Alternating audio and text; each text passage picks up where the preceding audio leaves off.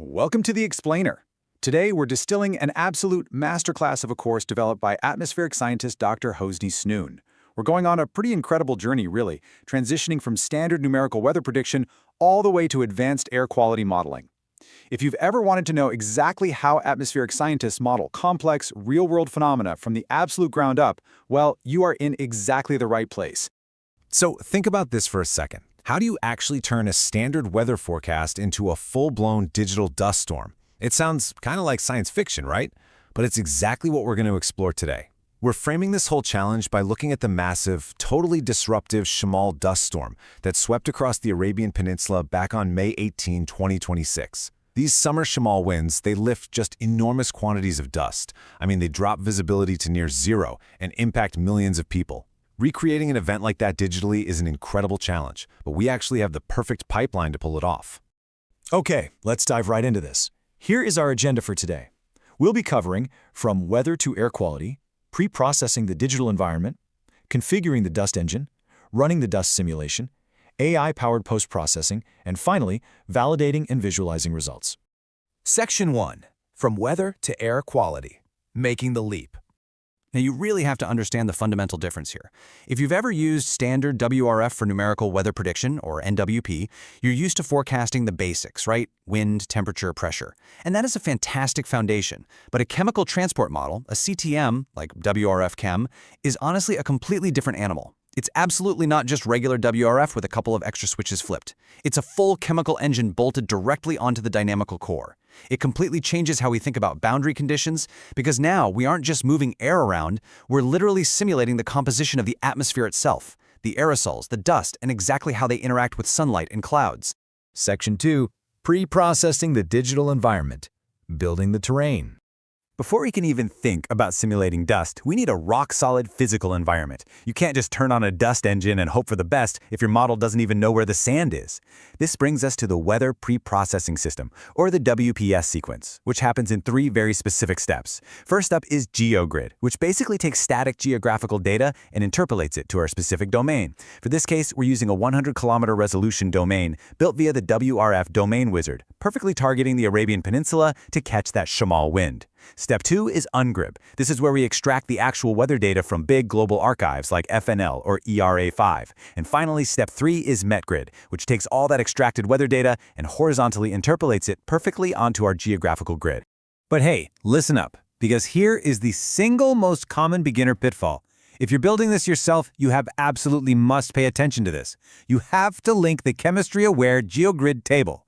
Standard setups just use a default table, but for dust, you need to explicitly link geogrid.tbl_raw_chem.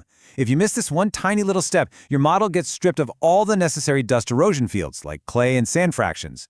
And without that terrain data, your model has literally no idea where the dust is supposed to come from. Your simulation will fail before it even gets off the ground. Section 3. Configuring the dust engine. The WRF-Chem name list. Once the environment is meticulously built out, we move to the brain of the simulation. Setting up the dust engine requires absolute precision, so the crucial point here is this diagnostic checklist. To keep things focused, we're setting our chemistry option, or ChemOpt 41.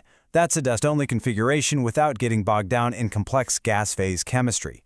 But here is where the magic really happens. We have to enable aerosol radiative feedback, because think about it. Dust isn't just some passive tracer floating along in the wind. It physically interacts with sunlight. It scatters and absorbs solar radiation, which ultimately cools the surface and warms the atmosphere. If you don't synchronize those cloud and radiation feedback settings, your simulation is just going to be physically wrong.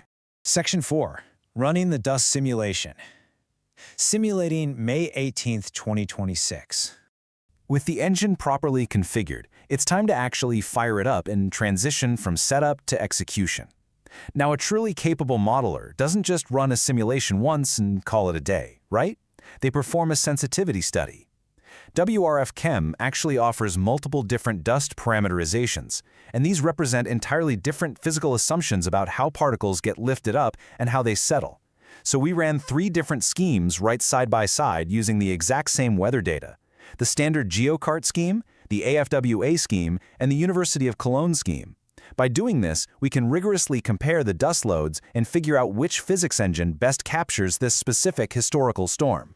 Section 5. AI-powered post-processing, scaling science, not scripts. Okay, this is where the explainer takes a massive leap forward. When the model finally finishes running, you are usually left staring at thousands of fragmented netCDF files. Traditionally, atmospheric scientists would spend hundreds of agonizing hours writing manual Python or NCL scripts just to wrangle all that data. But we're revolutionizing this workflow. We're combining NCO or netCDF operators with advanced AI agents. Specifically, we're handing the heavy scripting over to Cursor AI, powered by Claude Sonnet 4.6. Cursor is honestly so incredibly capable at handling complex, multi-file coding tasks that, get this, Elon Musk's SpaceX recently agreed to acquire Cursor's parent company for $60 billion in an all-stock transaction. No way, right? But that is the sheer level of horsepower we are bringing to our atmospheric post-processing. We are scaling our science, not our scripts. But I know what you're thinking. How do you stop the AI from hallucinating or just making up bad physics? Well, you have to ground it. And we do this using 3 foundational elements. First up is a skill file. This gives the AI its strict domain knowledge and context. Second, a PRD, or product requirements document, which tells the AI exactly what the final output needs to look like. And finally, an expert reviewer agent. This is a dedicated sub-agent that we specifically instruct to double-check the primary AI's work. It's looking for mismatched grids or failed unit conversions before it ever presents the final data back to us. Section 6. Validating and visualizing results, ground truth, and AI output. This brings us to the most critical step of literally any scientific model, validation. We absolutely have to ensure our digital simulation actually reflects reality. And we use those AI agents we just talked about to rapidly generate these vital comparisons. We benchmarked our high-resolution regional WRF-Chem output against 2 super reliable sources: real, on-the-ground meet-our weather observations at 2 major Saudi airports, and the SILM Global Dispersion Model. When you compare your model to an independent operational forecast system like SILM, it gives you this brilliant objective measure of exactly where your physics might be over or under predicting the actual dust concentrations. And this brilliantly illustrates the true power of an AI-assisted pipeline.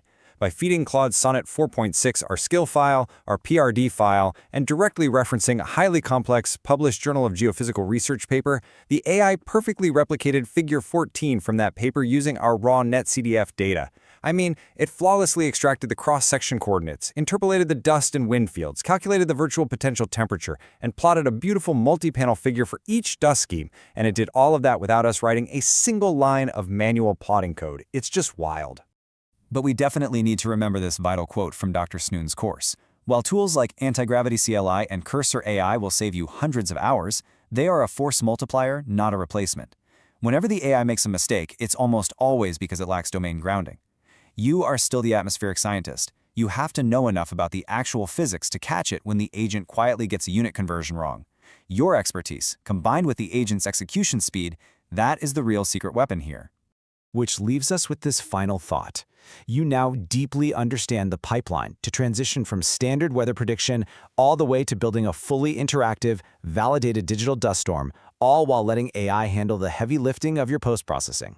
So before you move on to tackling full, complex aerosol chemistry, ask yourself this: with AI drastically accelerating these workflows, what previously impossible atmospheric research or climate simulations will you build next?